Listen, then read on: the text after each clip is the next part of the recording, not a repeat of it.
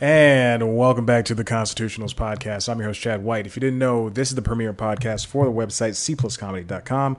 Like I just said, it's a website. Go there. This is a little guerrilla episode. Shooting this on the fly because I forgot to shoot an episode on Friday. We're celebrating the 4th of July for this great nation that thinks everybody's equal when it's not, when they're not. And I, truth be told, I sat down on Friday, and I was doing something else, a secret project that I will not talk about until it is either a pass or not. And I just completely forgot. And I was home from work too, so I had all day. Like I went to the dentist on Thursday to have some dental surgery done. Obviously, I wasn't going to record on Thursday, even if my mouth was still numb. My tongue, the tip of my tongue, is still a little bit numb, which is very scary. My dentist, it's a woman. She was injecting some of the not anesthetic, the Novocaine.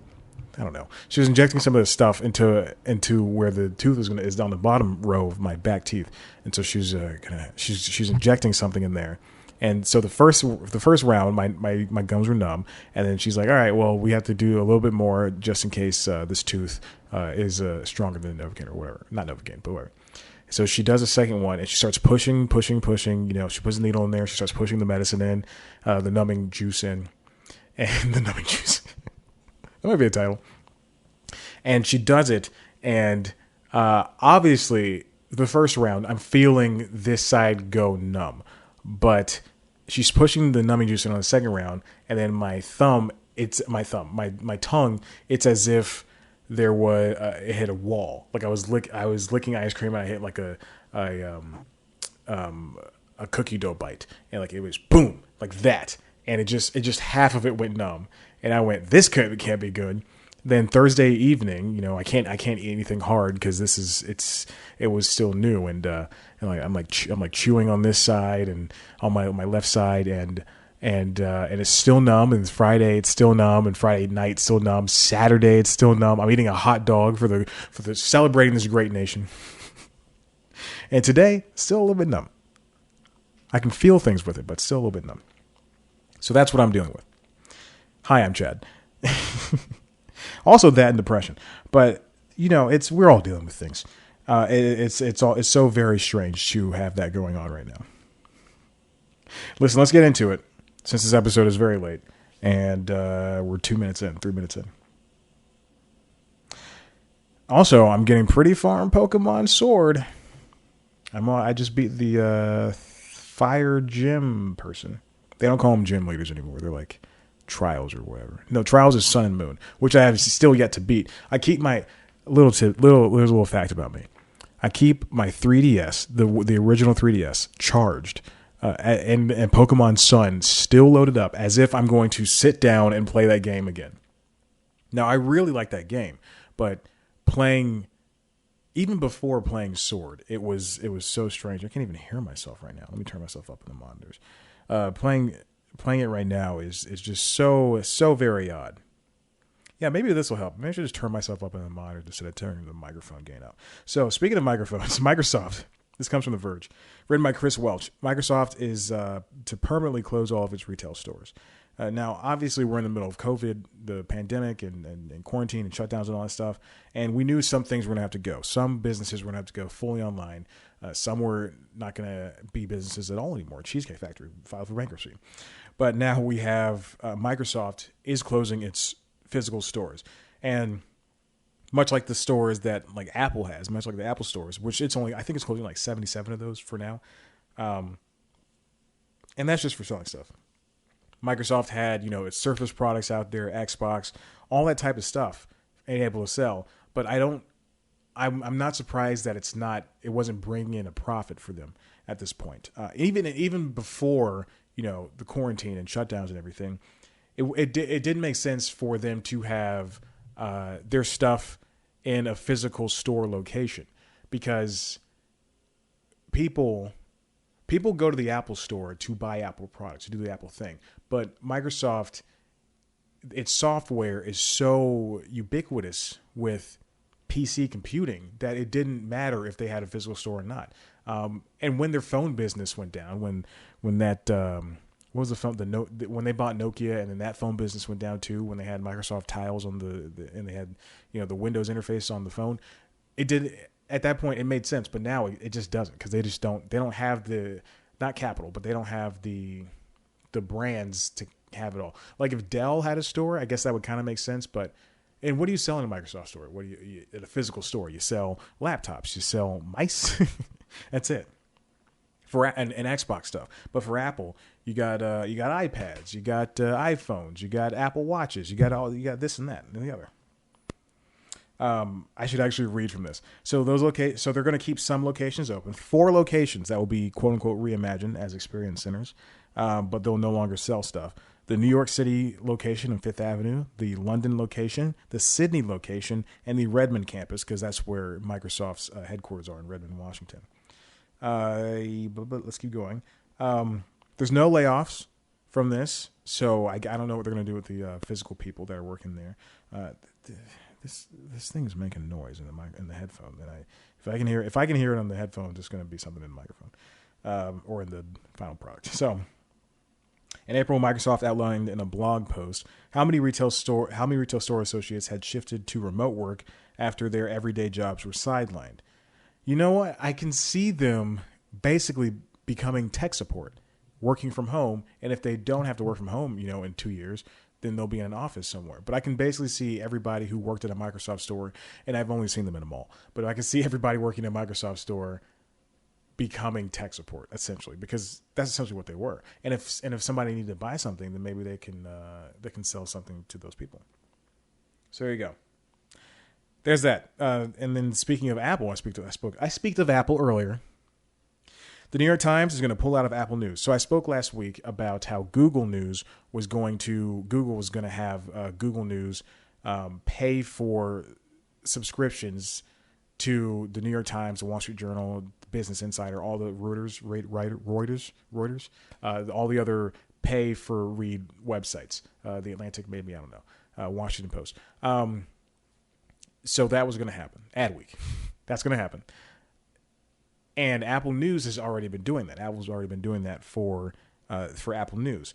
Now, the thing about that is, it has not been a profitable venture. People don't want to pay $5. I know Wall Street Journal, they bury their news stories because, or they don't even put the biggest stuff on there on Apple News because it's just, and this is speculation on my part, but it just might not be worth it.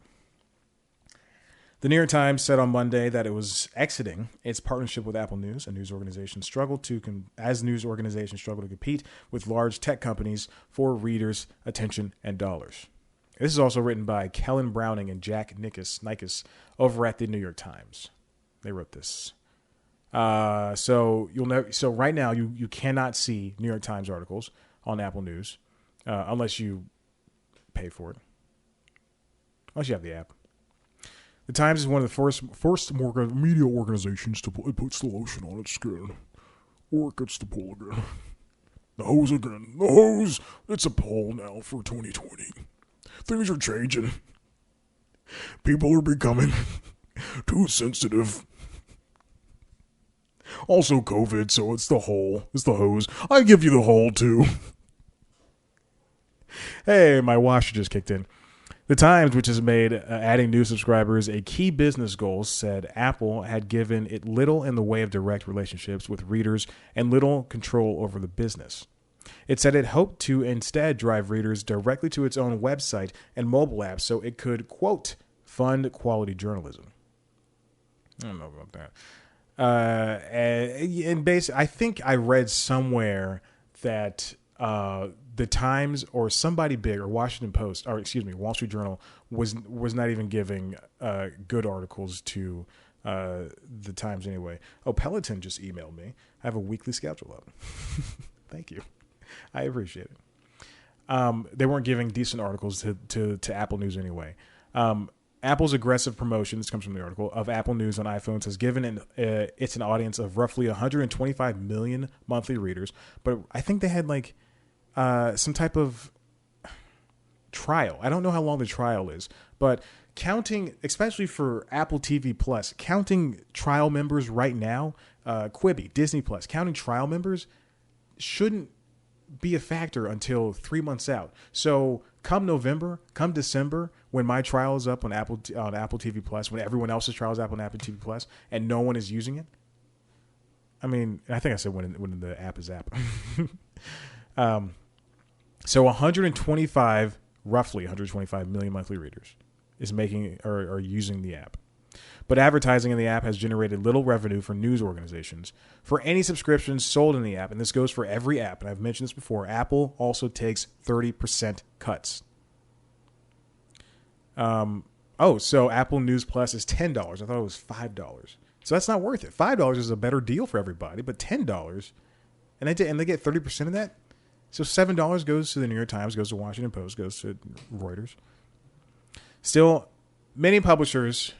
Wait, well, hold on. Apple told publishers that the service would deliver customers. That the service would deliver customers they wouldn't otherwise get. But many publications would be undercutting their own prices. Very true. I can attest. The Wall Street Journal is $20 a month, and Apple's charging $10, and what, split. They still wouldn't get a full $7. Wall Street Journal from me. I pay $12.50 for New York Times, and they'd be getting a percentage of that, if even. Still, many publishers took the gamble, including Wall Street Journal, Los Angeles Times, and Condé Nast, which is in its own trouble, which publishes The New Yorker, Vanity Fair, and Wired. Months after its debut, many publishers were underwhelmed by the sales, according to Digiday, a digital news media site. Executives at the Times passed on Apple News Plus and later reduced the number of articles. That's what happened. Okay, so New York Times reduced the number of articles on its applied to Apple News, period. In an interview with Reuters last year, Mark Thompson, the Times chief executive, warned other news organizations about the risk of teaming with Apple. We knew this is happening. If you even follow how Apple handles things in the App Store, period, it's kind of not a lucrative deal for you. It seems like it is. It's not like you are going back to Microsoft. They have a thing called Game Pass, and you put your game on Game Pass and someone pays $10 a month. Or $60 for 3 months or something like that. It's something stupid. $15 a month and then $60. It doesn't matter. It doesn't matter. But someone pays that little money, and they get access to over 100 games. From anything from something as recent as NBA 2K20 and Red Dead Redemption 2 down to Xbox 360 games like Pac-Man Ultimate Championship Edition 2. I don't know if that's on there, or the Kingdom for Keflings. But people get these deals, and for some companies, I know for Microsoft, they if a game is released on Game Pass, they pay the publishers a decent amount of money. The publishers aren't allowed to say, but it's a good chunk of money. But for others like Apple, they take a huge percentage, and and the same thing might be for Microsoft. They might take a huge percentage of the cuts, but Apple, everything is advertising dollars to them. I know I read something earlier this week that said, or I read the headline of something rather, that said Apple is looking for games on Apple Arcade, their subscription game service on iPad and iPhones, that games that engage people. So if your game doesn't engage people and cause them to play essentially every single day or more often than not, then they're just not going to put the game on service. And that's why games like that one side-scrolling game I can't remember, but Exit the Gungeon, the sequel to Enter the Gungeon, that's why games, I guess, kind of started on there. But then they obviously ported to PS4 and Xbox and Switch and the PC. It just doesn't. A lot of this does not bode well for working with Apple. If you're a company, and if you're a young company, I mean, if you're Dodge Roll, who the publishers of Exit the Gungeon, I mean, yeah, you have like what 10, 15 games out already on these consoles and Steam and PC and all that stuff.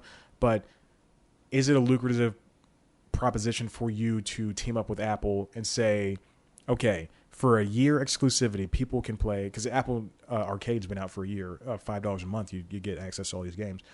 But for a year, people can play our game only on the iPad and the iPhone. But is that enough? there are other games on, you know what? I have the iPad in front of me. There are other games on the Apple Arcade that are very interesting that I've tapped on this app 7 times and it did not bring it up. That are very interesting. But, I mean, the splash screen here is unlimited access to 100 plus ad-free games, no in-app purchases. But does that, I mean, are people looking for that? Do people want to pay $5 a month to, I mean, maybe the casual gamer, but not the person who's paying for PlayStation Plus or Nintendo Online, Nintendo Switch Online, or Xbox Game Pass Ultimate.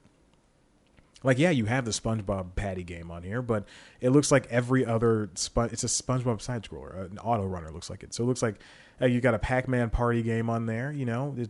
But you have Sonic Racing, Oceanhorn 2, which is a sequel to a pretty decent mobile game, but a Rayman Mini, which, you know, Ubisoft loves to kill Rayman like this.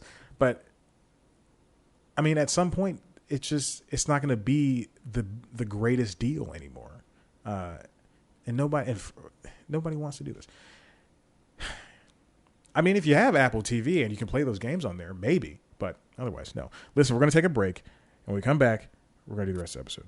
And welcome back to the show. I didn't even count down that time. I just went in like this. If you ever see me looking off to camera right, it is me looking at the monitor, making sure that I am on the screen. A little fact about me. Today, my friend is he's a nurse, and I don't get to see him often because he's usually working a lot. But he invited me to his pool, so I had been at the pool. Truly, before coming in here and sitting down, I just hopped out of the shower. So I've been out. So it's 6:00 now. I got home at like 5:30. I threw a potato in the oven. I was like, I'm going to make this episode of Constitutionals because I forgot to make it.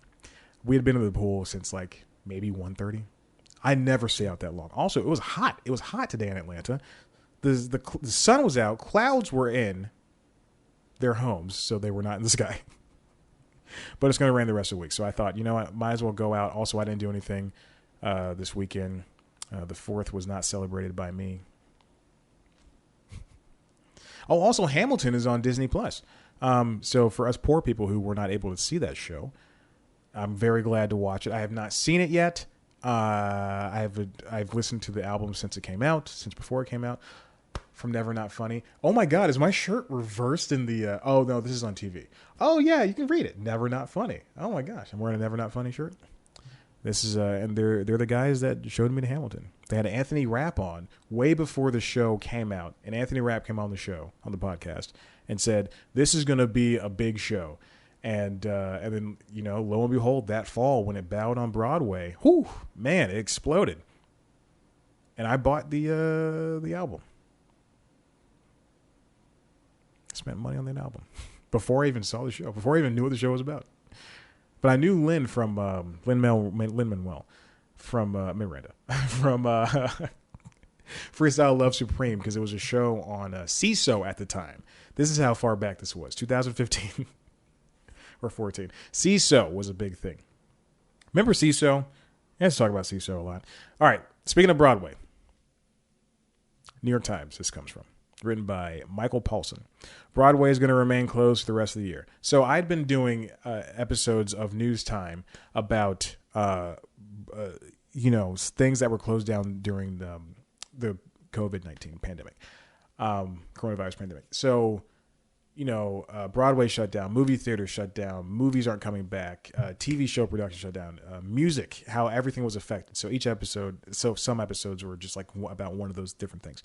And I did an episode about Broadway, and Broadway was supposed to come back in July-ish. And same thing for movie theaters, supposed to come back in July-ish or August-ish. Then got pushed back to September. Movies got pushed back to September too as well. And so that means episodes of News Time that I had planned out have been pushed back, like fully planned out. Everything's ready to go. I just got to shoot it, or write and then shoot it. But so now, all that to say, Broadway is going to be done until 2021. And the Broadway League announced last Monday that theater owners and producers will refund or exchange tickets previously purchased for shows through January 3rd. Given the unpredictability of the coronavirus pandemic that has promoted the shuttering of Broadway, the league said it was not yet ready to specify exactly when shows would reopen. So there's no date. And there are some streamings. There's like 2 Broadway streaming services that would stream in the past couple of months Broadway shows, not live, but I would think that they could put on these types of shows. More specifically, at the time of this recording, Conan O'Brien is going to host his show at Largo at Coronet in Los Angeles with a small crew, and I assume Andy as well. So he's going to be back in the theater. He's just not going to be back at Warner Brothers on the Warner Brothers lot. So I would think that, much like they're doing for the NBA, MLS, MLB, and for the NFL, put these actors in a bubble, and for I don't know, a month, just put them in a bubble and put their families in a bubble and charge the same exuberant prices for your tickets and do the shows on stage in theaters, but have like broadcast keys for the people who want to pay for it and watch it. That would be wonderful. And, I understand the legitimacy of that would be difficult to adhere to. However, counterpoint, wouldn't it be the way that digital screeners are now held? So like if there's a screener for a Netflix movie or a Warner Brothers movie or a Paramount movie, and you're somebody in the Academy and you have that screener, what used to happen was people would get DVDs in the mail, which still kind of does happen. Like Marvelous Mrs. Maisel apparently sent a giant pink suitcase to literally everybody in the Television Academy, but filled with the discs that you could easily just watch the episodes of on Amazon Prime. But people they watch those discs with their family, but that's just that's the risk you have to take with these Broadway streams. I set up a website. I point to my computer. That's to my right. Set up a website. Broadway streams. .net. That sounds like a tour. What's it called? A tour? No, not tour. People download torrent. It sounds like a torrenting website. Boy, I haven't. Jesus. TV and movies are so easy to get now. You don't need and music. You don't need to torrent anything. Although I have been looking for It's Gary Shandling Show because the DVD is truly thousands of dollars. So thus far, 3 shows: the Disney musical Frozen, which had opened in 2018, a new Martin McDonagh play called Hangman, and a revival of Edward Albee's Who's Afraid of Virginia Woolf, which I had heard good things about, both of which were in previews, had announced that they will not resume performances and when Broadway reopens. Broadway is a little bit more tricky compared to movies and TV shows, which now have the green light to start going back later this year. These shows, these people work on, Who's Afraid of Virginia Woolf for so long, and for this to hit, and you can't do it because, you make a movie, it can play anywhere. You can put it on streaming, you can put it in a theater, you can do a limited run on both, put it on DVD or Blu-ray. But for these plays, and musicals, everything is scheduled, meticulously. We're going to have Spider-Man Turn Off the Dark play for 2 months, and then it's gone, and then we're gonna have Hamilton in the theater, and then we're gonna have you can only do so much.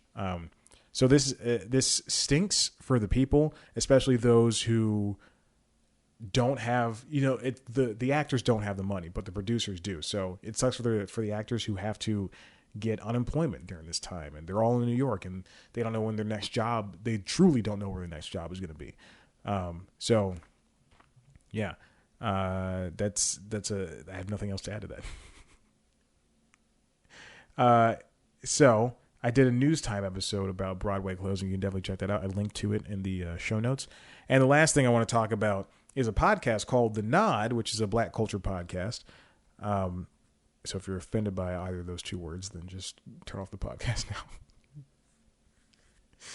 now. The creators of that show, the hosts, Brittany Luce and Eric Eddings, want their show off. They want to own their show. So the show is produced by Gimlet Media, which is now owned by Spotify. This comes from The Verge. Called The Hosts of the Nod Want Spotify to Hand Over Their Podcast. This is written by Ashley Carmen. It's a very good piece talking. Jesus, God, it just popped because the thing was plugged in the iPad.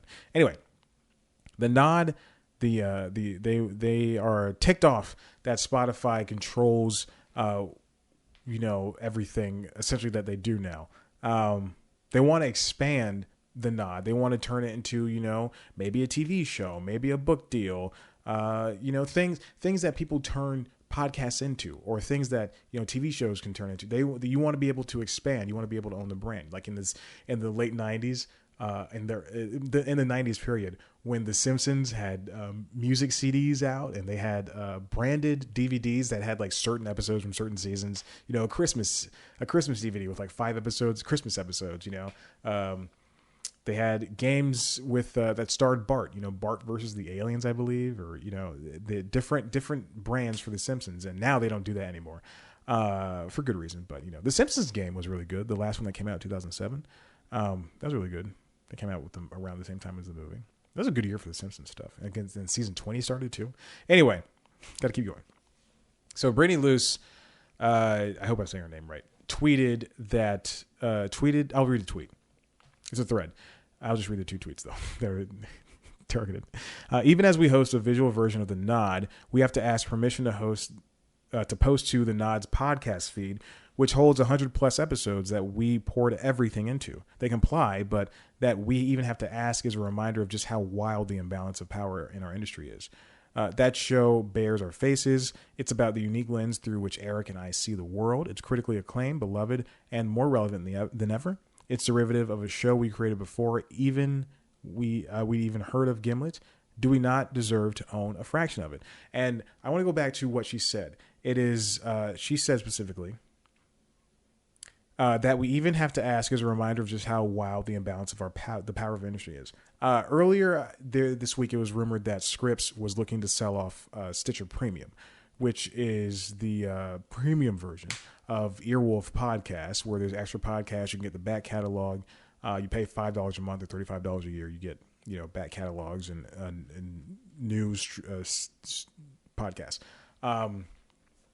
But we have seen in the time that Stitcher came up, and how before that, we have seen things like what is the one where Hannibal Buress' podcast? Hannibal Buress' podcast is on. Oh God. Oh, speaking of Hannibal Buress, he put out his new stand-up special on YouTube, so check it out. Handsome Rambler is on, oh God, Luminary. So Luminary is charging $8 a month for specific podcasts. I think like Guys We Effed, which is that and Barstool Sports. Lena Dunham's podcast, Hannibal Buress' podcast, Trevor Noah's podcast, and a bunch of other shows hosted by famous people are on Luminary, and you can only get them on Luminary, and it's $8 a month, and you have to use a specific app for this. Gatekeeping a podcast is not good.